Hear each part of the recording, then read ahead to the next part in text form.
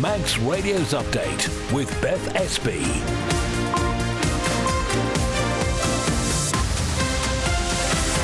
First, my good evening. Welcome to Update, where we'll take you through the main news of the day. So coming up before 5:30, is the Isle of Man really a hotspot for organised crime? Well, that's how a UK national paper recently labelled it. We'll bring you the official response from police to that one. Also tonight, a member of Tynwald is urging the Department of Education to review its school uniform rules. The Information Commissioner has their say on the government's AI plans, which were announced during this week's government conference. And we find out which Manx words have made it into the Oxford English Dictionary, if I can pronounce them properly. We'll also keep an eye on the weather, the traffic and the travel as well. And as ever, if you'd like to get in touch, you can text 166 177 or email studio@manxradio.com. We'll start with a roundup of the main news headlines. Faster my, Amy. Faster my. The island's Information Commissioner has welcomed government's plans to create a National Office for AI Development and Regulation. It's hoped it will be established before the end of this year. Alexandra Delaney Bhattacharya says it's a positive first step. I welcome the government's commitment to fostering responsible AI innovation in the Isle of Man, and I certainly think it'll be an interesting space to watch. And MHK is calling on the Department of Education, Sport and Culture to rethink its school uniform policy. In a Tynwald written answer, the department said a great emphasis is placed on considering the cost and availability of uniform when making decisions about the school's dress code.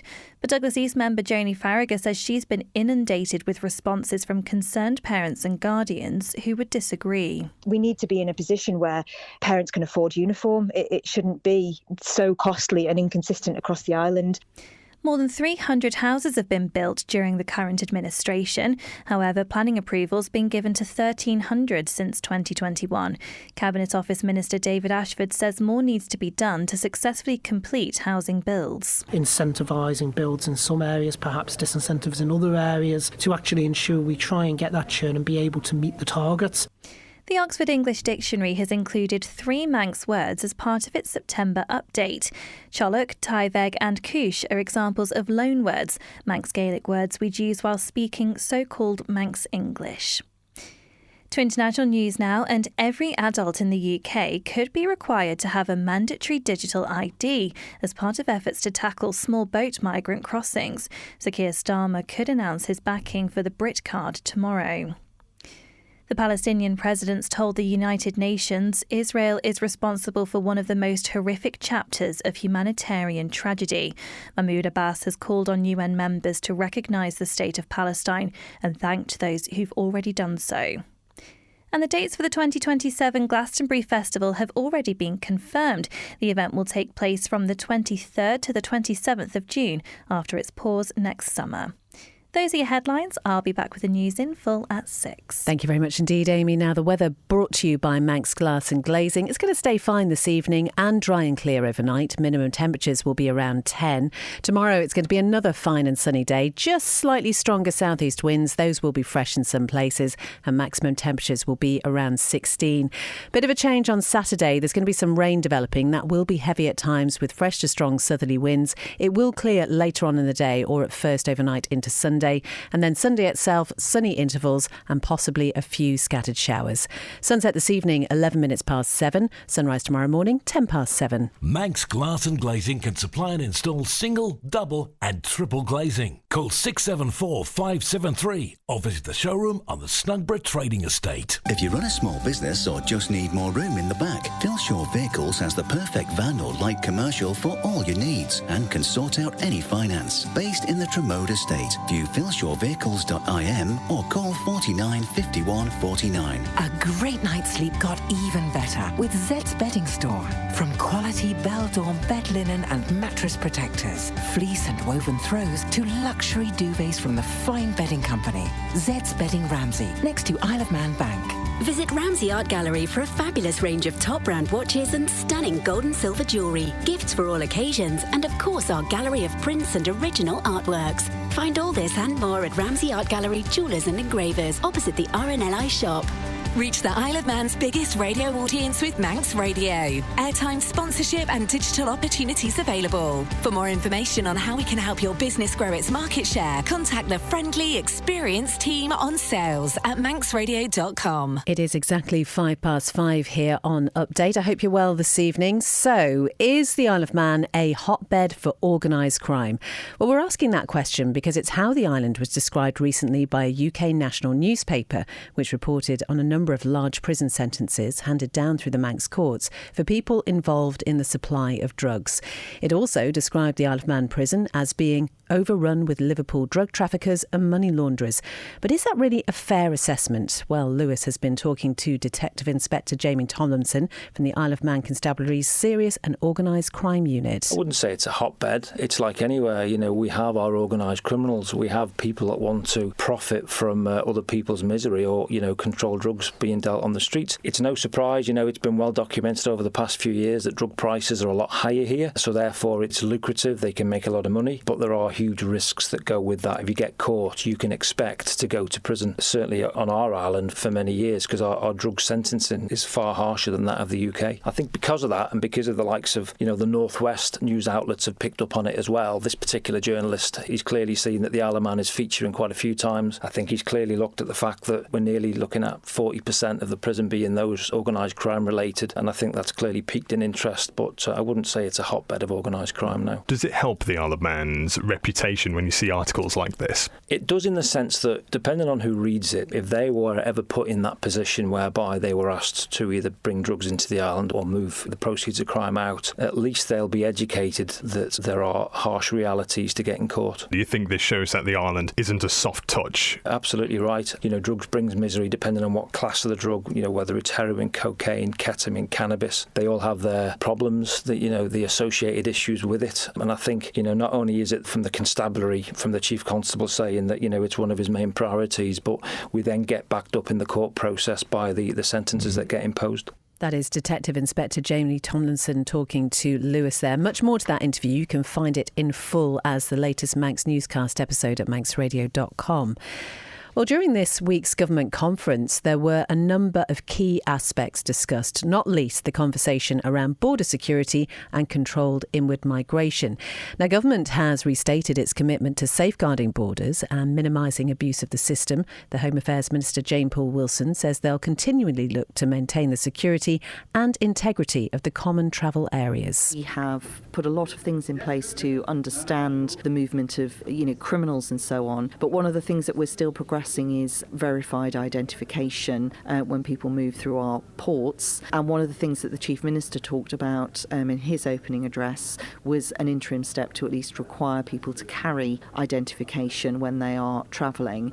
And I think that ability to ask people to carry identification is part of what would enable us to know who is travelling and maybe identify someone who was travelling in breach of some sort of rule. But the other issue I would say that's very important is where someone is known to be wanted, then we still have our ability through intelligence information and our close collaboration with the National Crime Agency and the Northwest regional organised crime groups to share that intelligence and to act on it. And so we will continue to do that where there is a piece of intelligence we can act on. And the other thing I was talking about today was bringing forward primary legislation to underpin the use of automated facial recognition at the ports.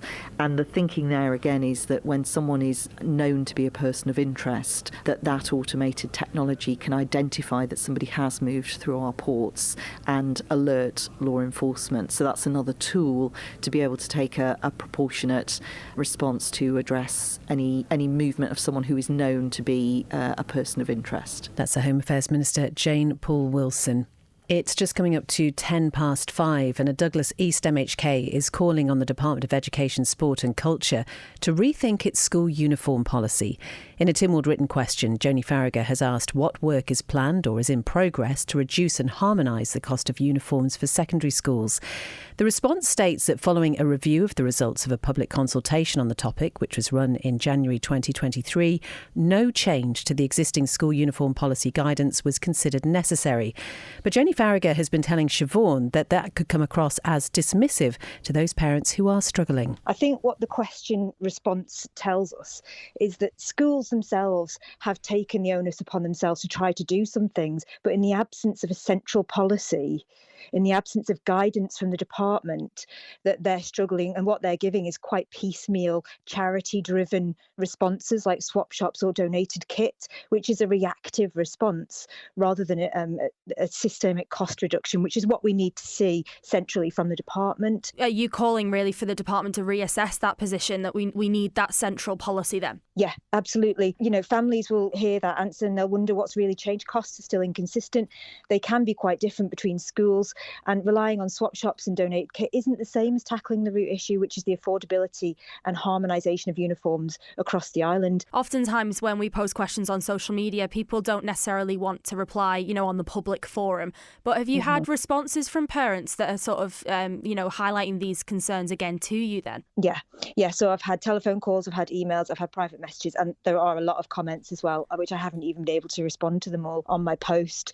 Some of the issues that have been raised with me have been quite concerning in terms of parents not being able to afford and other parents stepping up to help other parents who haven't been able to afford it. Now, as you can see in the response, it does mention that there might be a bit of financial help available to parents, but it sounds as if parents either don't know about it or they're too embarrassed to ask for that. We need to be in a position where parents can afford uniform. It shouldn't be so costly and inconsistent across the island. And I do welcome the school's efforts with swap shops and donated kit, but we need to see stronger leadership from the department to ensure fairer, more affordable and harmonised uniforms for all of our families. That's Douglas East MHK, Joni Farragher talking to Siobhan. Once again, much more to that interview. You can find it as a Manx newscast at manxradio.com or just click on the news story on our website.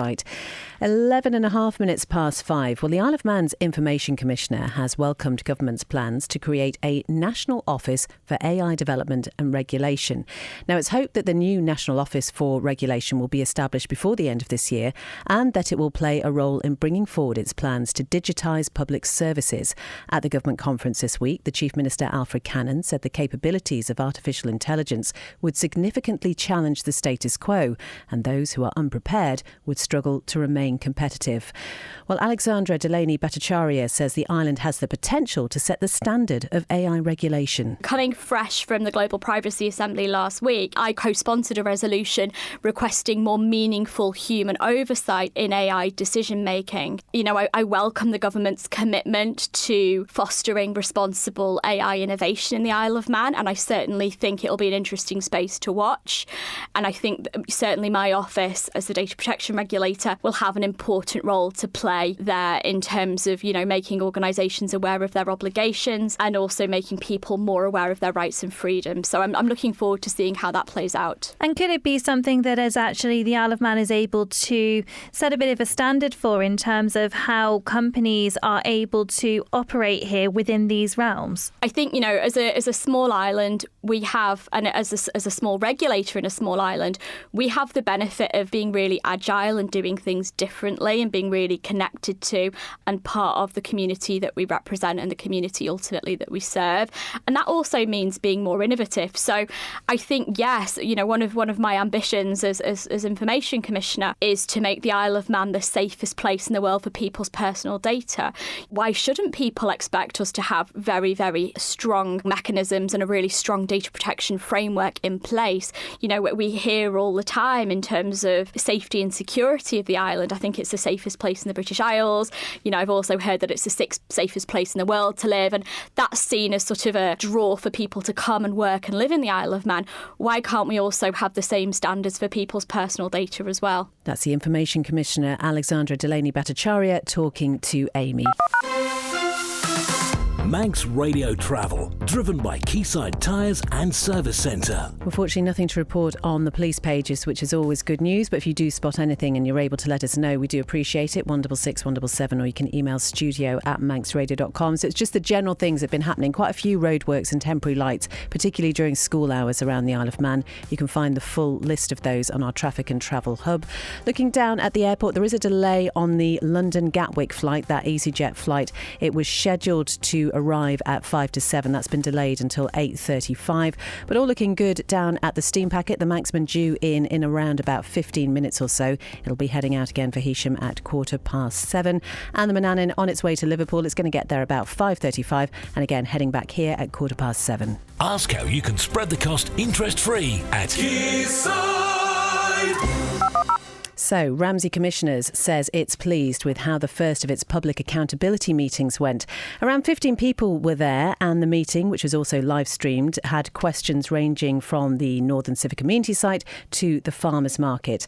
Vice Chair Sandra Cottam-Shea and Board Member Joan McGuinness want to see more people attending in future and believe more residents will go there as the meetings become more well known.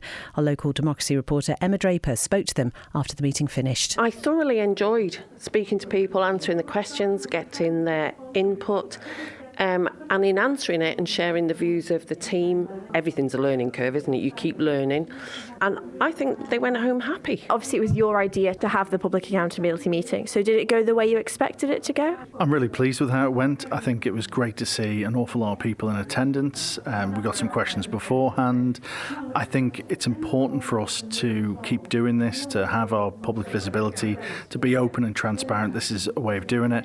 And the good turnout and good interaction and excellent questions from all involved, I think, proved that, people are engaged, and that's all for the good for local democracy. And do you think it'll be the kind of meeting where maybe more that you do, the more people that will turn up? Hopefully, definitely. It will develop and people will feel that we're going to listen and they can approach us, and it's the people's town. Although we're Ramsey residents and very proud of it, it's their town, and I'd love them to be more involved. But I'm trusting that they're going to go away and speak positively about it, and next time there'll be more questions online and more people attending. But it was a brilliant idea by June, because we have tried other formats that weren't at all successful. Do you think this might then see an increase of people attending the monthly public meetings?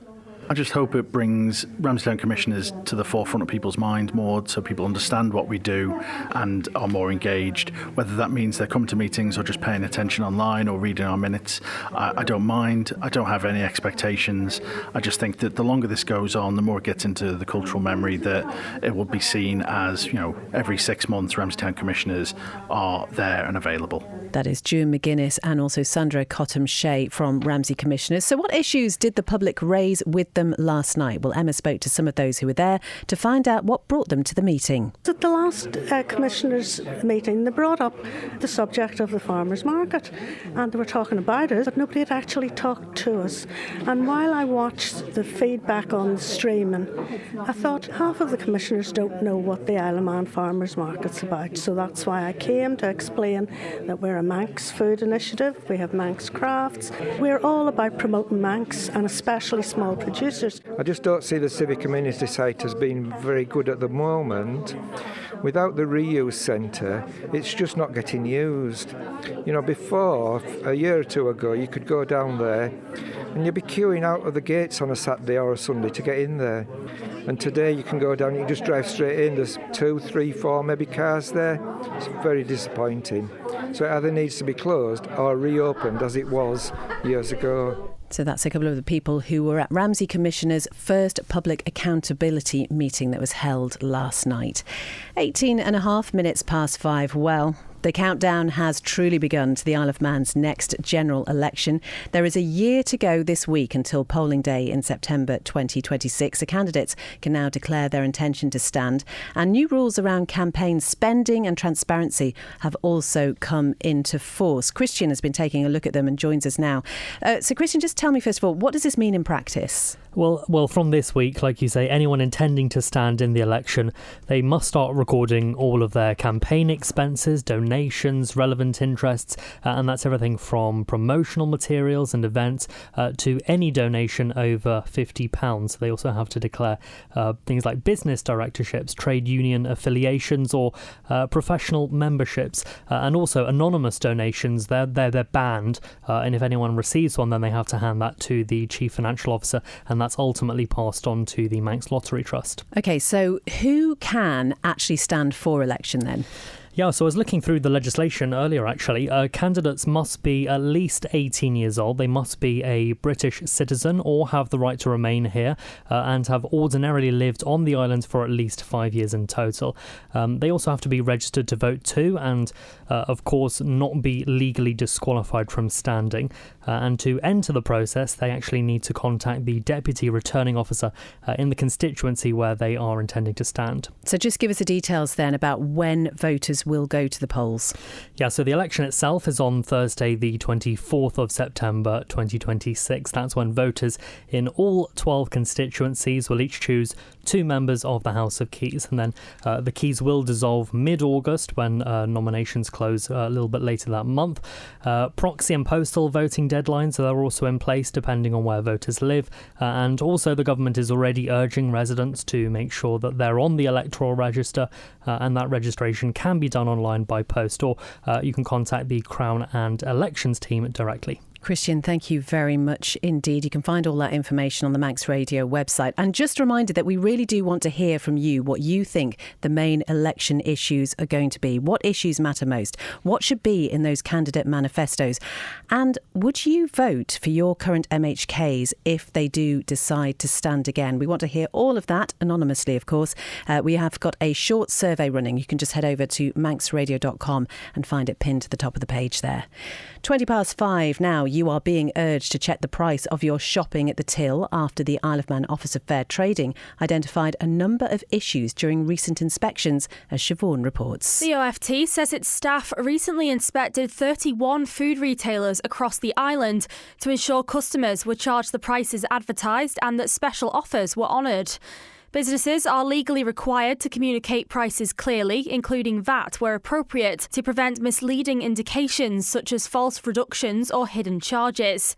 However, more than half of those inspected were issued with advisory enforcement notices for issues including prices paid differing from those displayed on shelves or products, expired promotions still advertised when the full price was charged, and poor or misleading labelling. It confirmed that around a third of the premises have been re-inspected and all but 2 had made the necessary changes to meet the required standards. OFT Chairman Tim Glover said that it was disappointing that so many problems were identified and our team will continue visits. However, it isn't possible to monitor all retailers at all times, so it's important that the public contact the OFT when they encounter pricing errors or regularly mispriced goods. Shoppers can report incorrect or misleading prices, confusing offers or false advertising by calling 686 500 or emailing general.fairtrading@gov.im.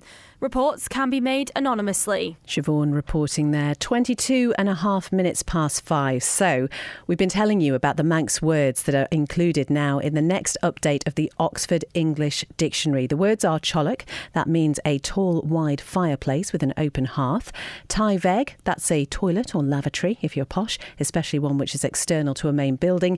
And coosh, which means a friendly conversation or chat. Now these are examples of loan words. That is, they are Manx Gaelic words that we'd use while speaking so-called Manx English. And it's not the first time words like this have been included in the OED. Other entries include yesa, hoptune, skeet and bonnog. Well, Lewis has been talking with Dancia Salatsa, who's the World English Editor at the Oxford English Dictionary. I think it's very important because for the OED, its remit is really to record the history of the English language. So the people of the Isle of Man who are English speakers, so they are part of that story. So the words that they borrowed from the other language that they use, which is Manx Gaelic, that they also use when they speak in English, those are important to record in a dictionary of English as well, especially especially a historical dictionary like the OED. And also, although these words, they tend to be used in very specific circumstances. So for example, the word cooish, people tend to use that only when they're speaking within the context of, when they're specifically talking about Manx culture or to gatherings of people of Manx heritage, that sort of thing. And so you can really see there that although these words are less frequently used than other English words, they have some kind of connection to the heritage of the Isle of Man. And that's why people want to keep them, because it's a link to the past, a link to the traditional heritage, a link to Gaelic culture that people of today still want to maintain. And for a historical dictionary like the OED, that's a sort of thing that we're keen to record. That's Danica Salatsev, who's the World English Editor at the Oxford English Dictionary. Rob Pritchard is with us now, and you've got the sports news this evening. Rob, good evening. Yes, fast am I. So, first off, Manx motorcycle racer Nathan Harrison has now returned home to continue his recovery from a racing incident in the Pirelli National Superstock Championship earlier this month. Well, the Island rider was injured at Donington Park on the 6th of September after a crash involving another competitor, Callum Grigger, saw Grigger's machine collide with Harrison, who then also fell on the opening lap of the Pirelli National Superstock race. Since then, the Onca man has undergone surgery and treatment after suffering a fractured vertebra and fractured femur. Well, in an update on social media, the rider says, time to start the road to recovery, adding, the road will have some challenges, but it's nothing I've not had to do before. Elsewhere in motorsport, Jamie Williams has been crowned winner of this year's European Super Twin Road Race Challenge. The Manx competitor claimed top spot following the last two races of the 2025 series at Froberger Dreieck in Germany on Sunday the 21st of September. Well, during race one, Williams finished second, only behind eventual winner Germany's Justin Hanser, with another German rider, Cedric Holm-Nielsen, coming home third. Separately last month, Williams took two victories at the 2025 Manx Grand Prix in the Supersport MGP and Junior MGP races, along with podiums in the Senior MGP and Super Twin MGP contests.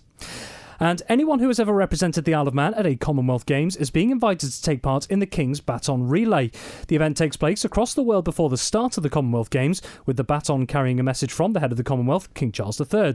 It'll visit the Isle of Man between the 13th and 18th of June 2026, and anyone wishing to take part must let the relay team know which games they competed in, which sport, and whether they still have their kit. You can find the contact details at manxradio.com. Well, for the first time ever, every Commonwealth nation and territory will receive their own baton for their celebrations and have been asked to customise and decorate this baton to represent their culture. All 74 batons will be reunited at the opening ceremony of Glasgow 2026, where the Scotland baton will be presented to His Majesty and the message read aloud to declare the Games open. That's going to be amazing, isn't it? And I think if you took part in any of the Commonwealth Games, I mean, it's an amazing thing to represent your country, but to be able to do that, I mean, if you can find your kit, that's going to be the big thing, isn't it? That is a big one. And as well, the theme for the Isle of Man one is Manx culture and heritage. And earlier, well, actually just a couple of months ago, Team Isle of Man were actually asking local artists to come forward with their designs, and it'll be interesting to see what the Manx one looks like and what inspiration will be drawn from it. Oh, it'll be brilliant. Thank you so much indeed, Rob. That is all from Update tonight. Coming up next, an Island Life special. It's called New World, Old Ways. It's presented by David Kinley. Then afterwards, Greatest Hits with Chris Kinley will be on from 6. At 9, it's a little light music with Morris Powell before Ree is with you with After Hours from 10. Whatever you're doing this evening, have a good one, and I'll talk to you again tomorrow.